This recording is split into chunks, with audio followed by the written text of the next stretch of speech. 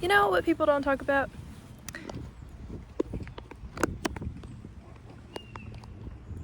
It's gonna seem weird. Taylor Swift decided to market, when she originally marketed herself, she marketed her mind as something she was born with. Wow, that looks awful. But yeah, no hate to them, but she marketed her mind as something she was born with that everybody else was born without.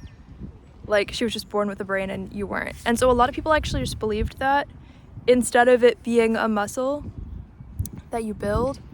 Back then, a lot of people just went with it. So they kind of let themselves and any potential talent they could have been able to build go to waste, because they just decided they were not born with a brain, and she was. So they just decided to move out of the way and never be creative or put out albums or try to get better at creating stuff or music or anything. Yeah. Just the mainstream just agreed and believed that they were all born without brains, which maybe they were kind of born stupid, but they didn't ever believe or learn anything about a mind being a muscle they could build in any capacity. Super weird, but it worked, which is why people having ruthless personal brands does close the door behind them. Because guess what? If you can make other people believe that it's you and not them for some reason, no matter how stupid or weak the reason is, and then they just have advertising money behind them, making sure people think, oh, you were just born without a brain. It's not the advertising money. You were born without a brain. That's what people sort of do. A lot of people see people's personal brands and kind of throw their own life away, or their own talent, or maybe they don't have talent, but they throw away the concept or dream or idea of building up that talent, and they sort of mentally feel like they gave it to somebody else, but you didn't give it to somebody else who doesn't know about you. Telepathically, it's not how it works. Your dreams are not being done by somebody else. They're just not being done because you think somebody else was born with it and you were born without it. And then it's okay though, because Christina Aguilera did the same thing, except she decided to throw away everybody who didn't have blue eyes by saying even though she had blue eyes, she was going to wear colored contacts to make them more blue, because having blue eyes wasn't going to be blue enough.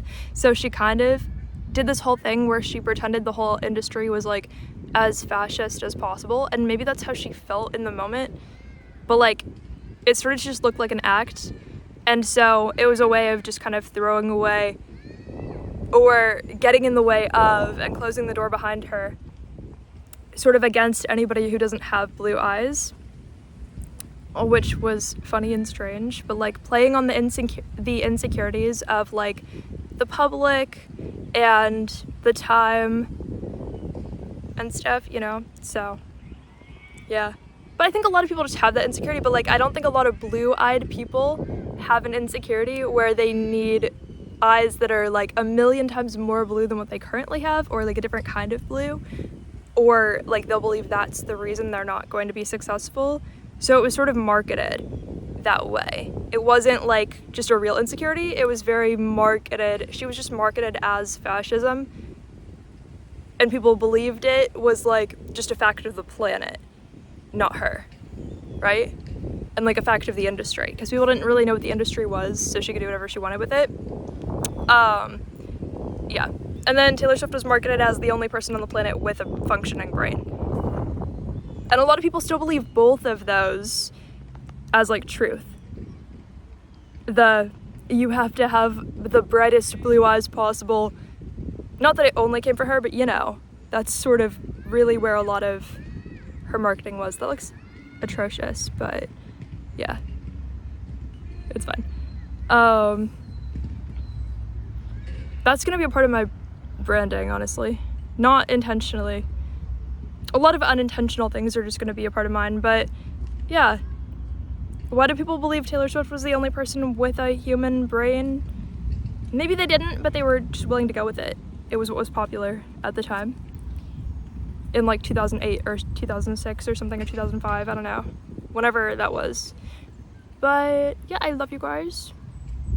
People's personal brands are weird if you actually dissect them. The people who look super cool, or like they never did anything wrong, like you were just told they are super cool and they've never done anything wrong, and that's why you remember them that way. Anyway, love you guys, bye.